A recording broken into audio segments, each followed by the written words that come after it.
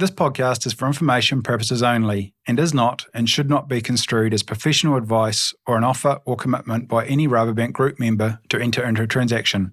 The views expressed by the presenter and or guests are their own and do not necessarily represent the views of Rabobank. Please see the podcast description for our full disclaimer. There is increasing noise from various stakeholders along the food supply chain about the role that nature will play in the food systems of the future. And while many New Zealand farmers are acutely aware of both the reliance of their farm systems on nature and the impacts of those same systems have on nature itself, many are still seeking further guidance and information on exactly what they can do to enhance nature values on their own property. I'm your host, Blake Holgate, and today I'm fortunate enough to be joined by John Burke, whom, along with his brother Rick, has spent over 2 decades committed to making environmental improvements to his dry stock farm in Western Bay of Plenty. Earlier this year, those efforts saw John and Rick awarded with the inaugural Cawthorn National Freshwater Champions Award. And today, John is here to discuss his journey, including insights for anyone else thinking about what they can do to improve their on-farm environmental performance, regardless on where they are on that journey. John, welcome to Growing Our Future podcast. Kia ora, Blake. Look, John, keen to understand a bit more about yourself, your background. So tell us about your family and your farming business and how you got to where you are now. Well, I sort of grew up on a farm in South Auckland, Maramarua. And then my dad was a stock agent, so he moved around various parts of the country. And I ended up going to Massey University back in the mid-70s. Got a BAg Sci degree. Ended up working for the Rural Bank. My brother went down a slightly different route. He became a builder. So really good. Having a tradesman really gave him a good insight into project planning and implementation. So he went down a couple of different routes. I ended up working for the Rural Bank, and back in the day we had the livestock incentive scheme and the land development encouragement loan scheme, where we were actually felling native bush to increase the effective grassed area of the Aotearoa farm. That's the way it was back then, 72 million sheep and going for it. So that was my mantra. And then Rick and I both got involved with the kiwifruit industry. Rick in the processing side, I was a consultant. I was partly with the Rural Bank, but then went out on the rural valuation and consultancy route. And we joined up and formed a company around processing kiwifruit.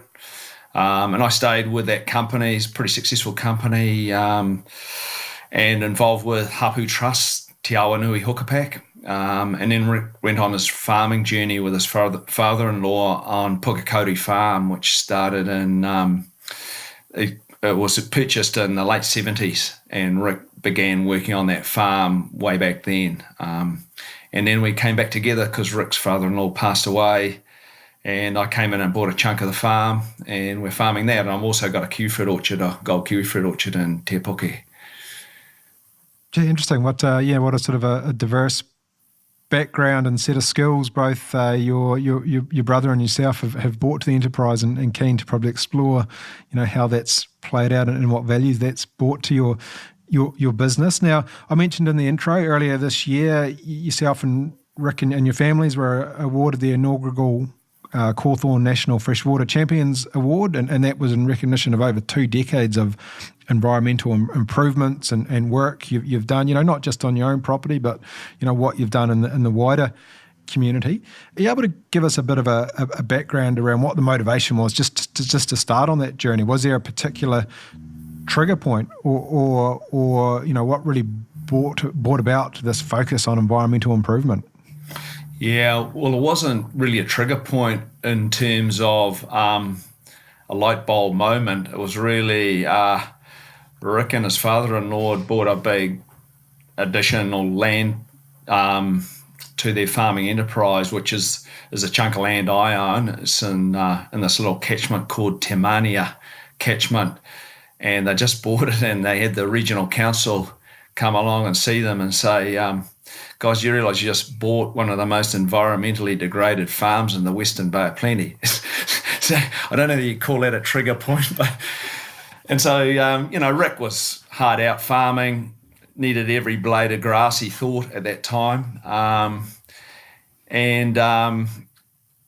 The situation was that our farm was contributing sediment to the Tamania catchment. So it's quite a small catchment, only 1,300 hectares total catchment. So if anyone knows the Western Bay of Plenty from Tauranga through to Bowentown, there's 17 little catchments run out of the Kaimai Range, basically, and down into the Tauranga Moana, the Tauranga Harbour. So it's a really good example of cause and effect.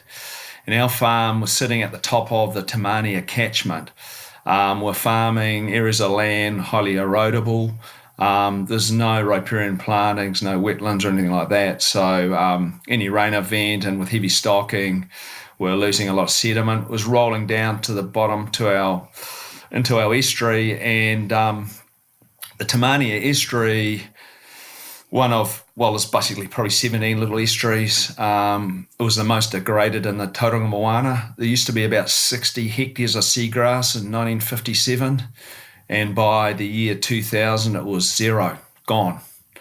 And so that was due to sedimentation. And we've got a project called Project Parori. And so that was coined from the fact that there used to be an abundance of parori fish in our catchment, and they're a herbivore fish, so they sort of munch on the seagrass, and it was gone. So our key milestone is to get that parori back. But get that back, we need to get the seagrass back, and to get that back, we have to stop sedimentation. So over the 25 years, we've got sediment plates now at the bottom of our estuary, and they're now stable. So we're getting no sort of accumulation of sediment in there, and so now we're looking at bringing that seagrass back. But of course, back then was just about knowing that we had a major problem, and we're fortunate to have our land management officer with the Bay of Plenty Regional Council, a guy, Laurie Donald, bit of a legend. He actually lives on the bit of our catchment now. He's retired there, but knew a lot about land environmental planning. Back then it was pretty rudimentary, but it was all about using common sense and looking at your landscapes. And he advised Rick about areas that we need to start looking at to take out of pasture production. So it's red zone areas, steep, highly erodible land, repair. And we had a remnant bush, so fencing that off and that sort of thing. So that's where the journey sort of started. And there's a photo of Rick in 1998, leaning against a strainer post. He just put in just under about 15 k's of fencing, fit as a buck rat. And we took a photo of Rick, and I joke about it actually because we've got a PowerPoint. There's Rick leaning on that same strainer post in 2018. He's not quite as fit looking as he was back in 1998. I got him a hard time about that. But all that area now is just a beautiful riparian plantings, whereas that strainer post was just open ground and stock were walking through the waterways and that sort of thing. But it's a long journey, just developing a works plan and working through that over time. And the key message is good things take time. This is, for most farmers, it's not something that's going to happen overnight. It's a 20+ year journey. Sooner you start, sooner you finish, sort of thing. Yeah, and I want to probably delve in a little bit more about getting started, because I think, that is a common question that comes up a lot. And actually, probably a lot of our listeners will resonate to the story around, potentially if they've been involved with catchment groups, once you connect it to the cause and effect that your direct property is having on an area, whether that's a bush area, a waterway that you have a strong affiliation with and affection for, and you go, look, I can actually tell that some stuff I'm doing here, there's a strong potential it's having a negative impact on something that means a lot to me. And that's often when we get that engagement, go, well, what can I do now? And so, yeah, you mentioned a few things around, how you got started and some external support and guidance and starting to map out areas that potentially to focus on. Any other key tips for those that are at that pointy end of the journey, John? Well, I think you touched on it, Blake. It's really understanding the why. why am I doing this? And every catchment's a little bit different.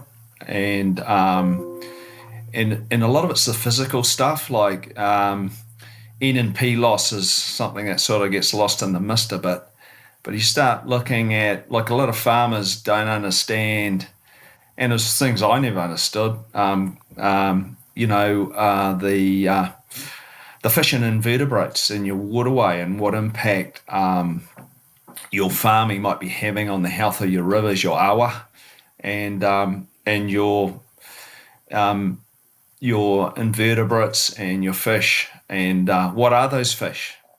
We just call them whitebait. But there's 5 different species of galaxid species, and understanding how they all work, and it starts turning on little lights for you. And with one of the catchment projects I'm working on, Coöperatieve, where we're starting what we call a kitchen window project. So for farmers, just actually planting a little wetland, a micro wetland that they can see from their kitchen window, or they drive past it on their tractor if they're heading out the back of the farm, or quad bike or whatever, and just seeing the evolution of that little retired area really changed the lights and the way you look at things. Yeah, so it's really getting a really good understanding of the local environment you're working in and the impact you're having on that local environment. And that could be quite different from catchment to catchment, right? So there's probably not one copy and paste or cookie cutter approach across New Zealand farms, right? There's some broad principles, but I suppose what I'm hearing, John, is, really understand what is the nature values that are relevant to your operation and what you can be doing to, protect, enhance, manage those values.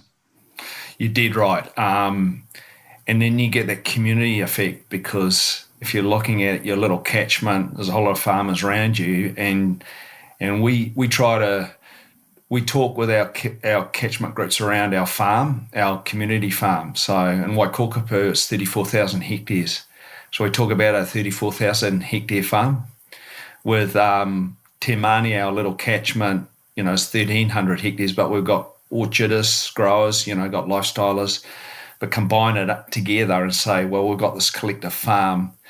And then getting the why, and that's where regional councils have a key role to play in providing the science and the background as to what do we have to do to restore ecological health. It'll never be where it was in 1500, but just to get it back to a reasonable level of ecological health. What does that really mean? And they need to provide that information to us. And it includes, things like N and P loss reduction and that sort of thing, but also giving us a forward picture. And we talk 30 years about what sort of land use change do we really need to look at within our catchment to assist restoration of that ecological health. So, look, presumably over that time there's been some major challenges and issues you've faced along the way. What would be some of the big hairy ones that you'd call out, and how did you overcome them over time, John? Well, the biggest one facing farmers is the financial ability to fund, and the big expense. You look at our works program, what you need to do with system change and land use change. The big ticket item is land use change and the cost of that, and so farmers simply haven't got the cash to pay for that. So we need assistance. So we need mechanisms of support, and it could be like we've been very fortunate to Bay of Plenty Regional Council have reasonably financial, so they're able to assist us with subsidised planting in excess of 50% of our cost. So that's been a hell of a help in doing so. But we've got to look at other mechanisms. I'm involved with, like, our earlier plantings. In today's terms, we're paying probably 25 to 30k a hectare to plant natives.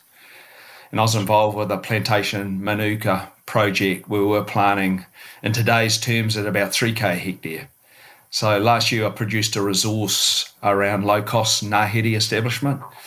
It was funded by our Land and Water and we've done a video, a technical report and fact sheet, but to give farmers another way of retiring land, just using colonizer species like Manuka carnuka, widely spaced.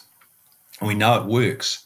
So bringing that cost down, but also the likes of financial products, so if there's an incentive to make change and your bank is supporting you with lower interest rates for what you're doing, around a scorecard or something like that, that's assistance.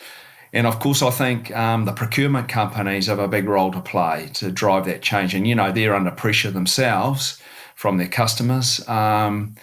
So being able to say, okay, if you get to a certain grade in terms of your journey, there's a financial incentive, around price premiums. Not that we're going to get a price premium necessarily out of the market, but you're differentiating what you're paying for your procurement of that product as an incentivization.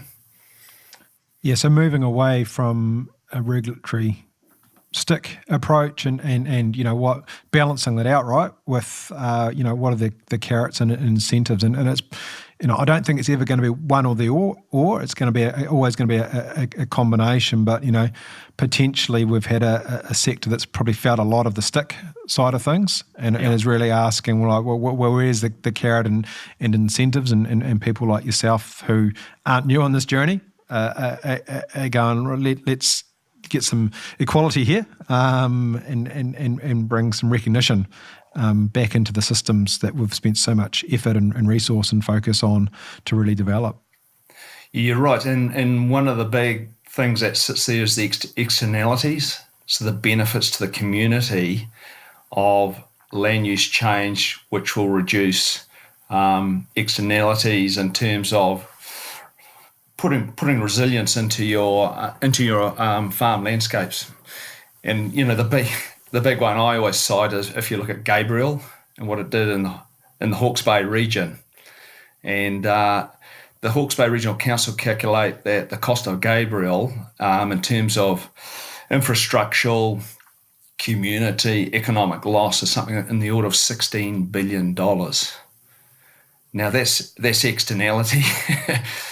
And so you run the numbers, and I'm a bush economist, Blake, and so I just sat down and thought, okay, if I owned Hawke's Bay, say you and I owned Hawke's Bay, and we've just been smashed, our big farm's been smashed by $16 billion, what will we do? Would we stand back on our hands and just do the same old? So Regional Council there recognises 250,000 hectares of BLUC 6E, 7E land, and you can see where it is. You get up in a plane.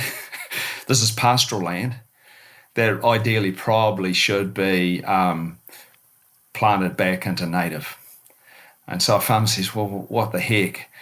But if some of that, because the win there is putting resilience into your landscape, and if you do a rough calculation on that, if you could reduce another Gabriel or mitigate another Gabriel by just a third within 20 to 30 years by planting that into native, that's a 20% plus internal rate of return. It's an absolute no-brainer. It's positive gearing. I don't know why Treasury aren't crawling over themselves to fund it, But then you've got Nature Conservancy and these other guys who could come in and assist that. But so it's using the benefits in terms of those externalities and putting it back as a lump sum payment to encourage farmers to actually change some of their land use. And then, of course, you've got the carbon benefit. You got Recloaking Papatūānuku talking about, the billions of dollars we've got to pay if we don't meet our carbon targets. So, if you look at it on a macro basis, it's certainly fundable from that point of view. Yeah, because I suppose essentially what you're saying, John, is, there's value to the landowner, but there's actually value to the wider community and society in which they're operating, of the landowner doing that work, right, that everyone else gets the benefits of. Yeah. So somehow we've got to join those dots. Yeah. And you're able to elaborate on some of the other benefits you've directly felt within your farming business from undertaking this work? You have already mentioned, there is a cost associated with it, right? Both in financial, and time, and effort, and focus. What are some of the returns that you have seen, though, from that effort within your business? Well, we've taken out approximately 20-25% of our farm. So, and that was what I reckon I'd call the red zone areas, that if you crunch the numbers, if looking at our total profit from our pastoral farming enterprise and said, well, what contribution were those red zone areas actually making? They're making zero, really, in some cases negative. So by taking them out, our total profit from our farming enterprise, and we've had to redesign the farm into land management units. We've done a lot of fencing and all of that sort of thing. But the total profit from the pastoral farming enterprise on a reduced effective grassed area of about 20% is essentially remained the same. Rick would probably say it's gone up. And we had Ag Research do a project on that, analysing that. Guy Mike Dodd has done a paper on that. He presented at the Grasslands Conference last year, inflation-adjusted numbers. But then on top of that, Blake, we've got now income from production forestry. About 10% of our farm is in production trees. And our first round of harvest is coming up in the next year or so. And then we've got carbon income. So we've got 15 units, CAA units, carbon accounting units registered into the ETS.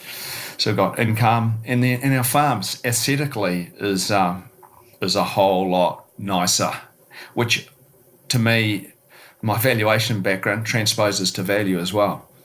Yeah. And which is fantastic, right? I mean, that's a great story in of itself. But if we look back to the start of our discussion, that initial point related to the impact you were having in the community and the environment, the wider environment that you live in. What's that story now look like? How is that local environment? Yeah, well, it's interesting because we're lucky too, because, and I say to farmers, we're not skiding or anything. We're just lucky to be in this position. I've started the journey so much earlier, and so we want to share that with people. But when I say we're lucky, we're sitting at the top of the catchment, and a lot of farmers who are wanting to do good stuff, but they've got farmers up above them and aren't doing a hell of a lot to assist things.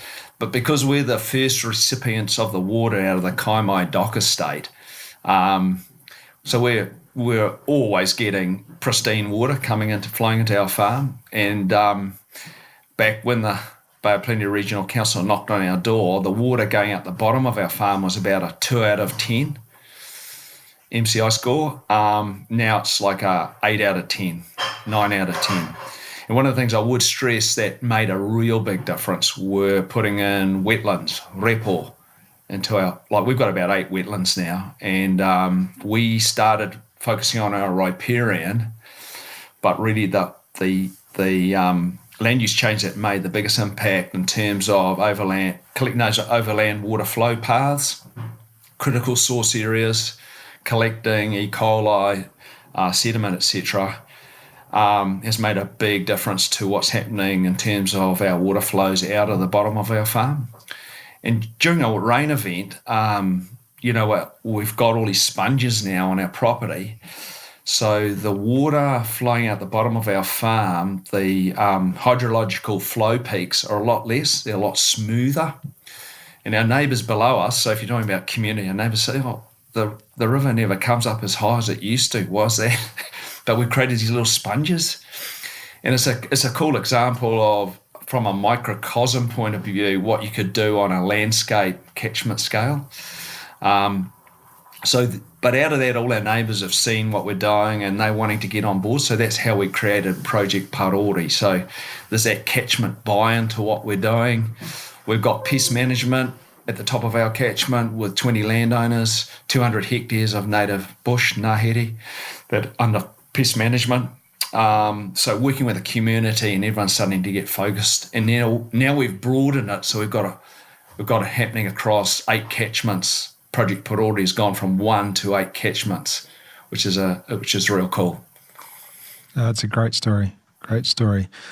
Now, if we sort of again zoom out again, primary producing export companies in New Zealand are coming under increasing pressure or focus to prove that our farming systems are nature positive. How would you see that working in a practical sense, John?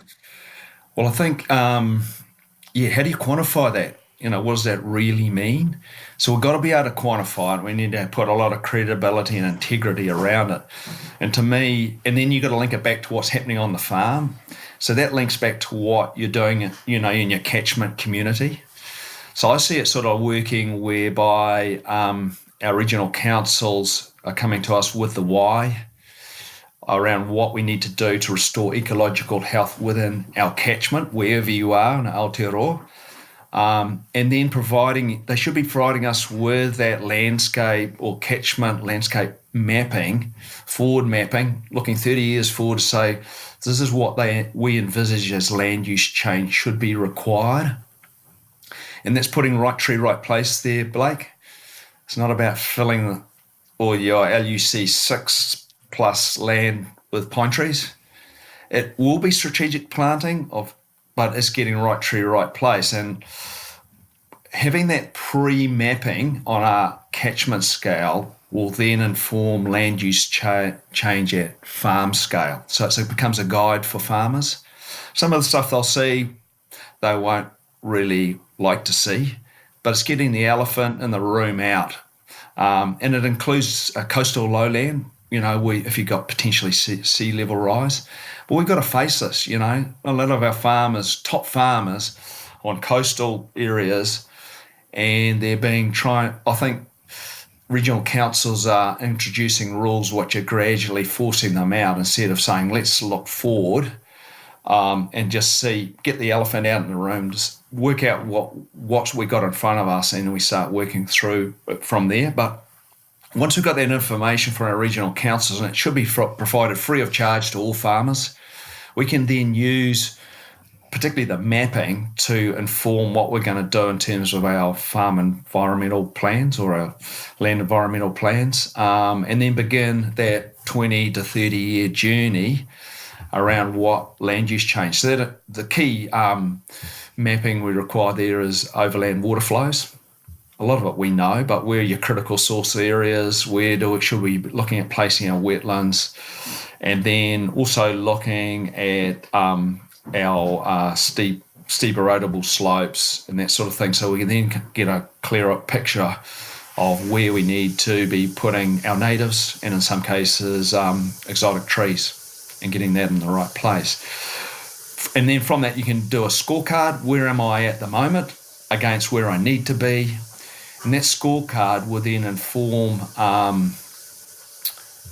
the procurement companies as to where you sit and how you're progressing over time. So it actually starts quantifying that nature positive story, but it's linked back to what you need to do within your catchments. Yeah, so a couple of things I picked up there is one, we need to make sure farmers or landowners are getting the right information to make informed decisions. Second bit there is interesting, the timeframes that you're talking, right? 20, 30 plus years. So this isn't something that we all need to, tidy up and get done within the next 2 years, because that's just simply not realistic, right? This is a long-term strategic play. So, keep that in mind, I suppose, and that should be part of the mindset too, right? Like, it's not something we have to rush into and make immediate major changes. It's something we build into what we do over time. And the third bit was around that measuring and monitoring and measuring and reporting piece, which again, John, I think is going to be really, really crucial. I mean, I think what probably a lot of farmers struggle with, well, what should I be measuring and monitoring? Do you do any measuring and monitoring of sort of your nature or biodiversity values at all, John? Yes, we do. We do bio blitzes, and we're doing bird counts, that sort of thing. and there's standard ways to do that. So we need to build that in, and that becomes part of your catchment, how you're measuring your progress over time. I think the scorecard approach is real good. So, because you're not just covering environment, and I think the environment sort of sits in a package which covers all primary sectors, if you like, including forestry, which should all sit there. And so that scorecard is wrapped around what you need to do within your catchment. But outside that, you've got things like animal welfare, how you're dealing with your synthetic fertiliser, all those other requirements, but are more sector related. So that's how it should probably work. And there are scorecards out there. We're using one in Waikokapu with our lighthouse farms, and then setting out your works plan and working the progression from there, how you're going. Yeah. And presumably the value of that is it will highlight areas of focus, I suppose, because, every farm system and region will have different emphasis or different challenges, right? And presumably something like a scorecard will show you where your biggest opportunities or maybe low-hanging fruit, or however you want to describe it, is where do you focus initially and where are more of a longer-term play. You did right. It sets the priorities where you start, like you say. But you got to start somewhere, and it's identifying where those low-hanging fruit are, as you say. Yeah. Now, you're a very long way from starting and low-hanging fruit. So where to from now, John? Like what's the next step for you and Rick and the family with the business? Well, we've got my son's. He's from an agri-business background as well, and he's been leasing land, and so he's part of the succession plan to come onto the farm, and we're looking at other things that we might do. Rick and I always have an arm wrestle about, because I say, well, should we take this other area of land out of our pastoral enterprise and put it into exotics or into native? But no, we're pretty well finished our journey. But what we want to do is give back, because we're just fortunate that we got shoulder tapped 25 years ago. And so we're real keen to share our learnings with the rest of the farming community. We're only a small farm, 300 hectares, but a lot of what we've learned will apply whether you're not 300 or 3,000 hectares, and sharing that approach with other farmers and our community. Oh, brilliant. Any other key messages or tips for New Zealand farmers or growers, John? Those that maybe are still struggling a little bit with the why behind this or the how, or where do they start? Any key takeaways? Well, I'd encourage people to look at, or farmers and landowners, because it's to work together within their catchments and work with their regional councils to understand that why and build that partnership. And I think hopefully the government will see the benefit of community-based catchment groups, farmers learning from farmers. It's extremely powerful. Everyone's got to be clear on their roles in this whole process. And regional councils have to be clear on theirs as well. That they're providing the science, they're providing the mapping, and at the end they become the sweeper-uppers in terms of compliance. But I think a lot of that compliance will actually probably end up falling back on the procurement companies in terms of, overseeing the scorecard on how well their farmers or suppliers are going and telling the story, the nature positive story. But the one thing that we're lacking, I think, Blake, is a clear vision for where we want to go in terms of our primary sector. So that's right, and I mean, and I use the word alignment, kotahitanga, unity. We're not there yet. We're doing a whole lot of stuff, but we need to. It would be fantastic if we could agree on a long-term vision where we want to sit in the marketplace as a primary sector. And that links to our environmental story as well. If we could somehow get our act together and establish and sign off on that vision, I will say we're looking 30, 40, 50 years out, and then we build our whole planning and strategy behind that, extremely powerful. But we're not there. We've got to do that. Yeah, absolutely, John. You mean what I like though, that what you and Rick have done is you've developed your own vision. You've essentially done that for yourselves and your community, and your community has done that and taken some ownership. And you know, it would be great if that could be done at a national or wider level, but we can all take ownership of what we can control, and that's obviously what you guys have done, and the proof is in the pudding on what you've been able to deliver. So you look, well done, and look, thanks for the discussion today, John. I think there's some great points. I think, you know, really encourage, as you say, farmers to engage with the tools, resources, support that is already out there for them.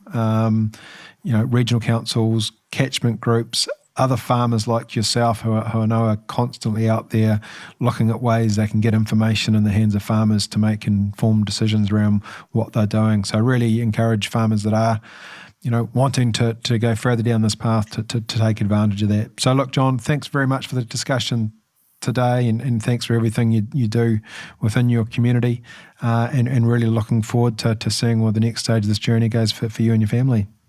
No, thanks, Blake, and really thanks for the opportunity to have this kōrero with you. Yeah, and all the best to the other farmers out there starting their journey. Cool.